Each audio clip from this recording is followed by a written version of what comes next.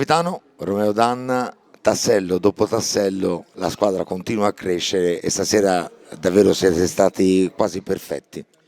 No, sì, penso che stasera sia stata una delle migliori prestazioni stagionali. Abbiamo veramente giocato con grinta, con voglia, in difesa, attacco, siamo stati tutti partecipi dal primo all'ultimo, anche quelli che di solito giocano meno sono entrati bene, si sono fatti trovare pronti e niente, io stasera sono veramente soddisfatto. Quello che è più importante è che secondo me si sta creando un gruppo molto bello, molto coeso e niente, sono contento e adesso spero che tutta questa energia positiva che raccogliamo da questa partita la sfruttiamo poi il prossimo fine settimana a Forte dei Marmi.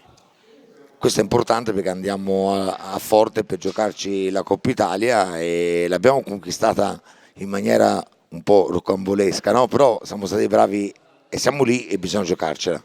Sì, la Coppa Italia, sai, eravamo una squadra che veniva comunque, era in pratica nuova e avevamo bisogno di rodare un po' e niente, ora come ora mi sento di dire che stiamo bene, siamo in forma e niente, noi proveremo in tutti i modi a conquistare la finale e poi da lì a conquistare la Coppa e spero veramente che il pubblico di Viareggio ci segua perché anche stasera sono stati numerosi e spero insomma che vengano a Forte perché abbiamo bisogno di loro e niente, è un appello che faccio, spero che ci siano in tanti.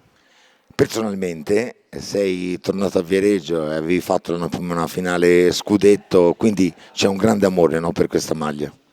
No, io sono contento, poi quando ti capita l'occasione di diventare capitano di questa squadra è un sogno che avevo da bambino e niente, io provo a dare il mio contributo sempre all'allenamento, cerco di portare insomma l'esperienza che ho avuto fuori, che mi sono servite a me per crescere personalmente e niente, vedo che comunque piano piano i ragazzi stanno crescendo e sono contento perché è veramente un gruppo coeso che lotta su ogni palla e stasera più che mai si è vista veramente una squadra.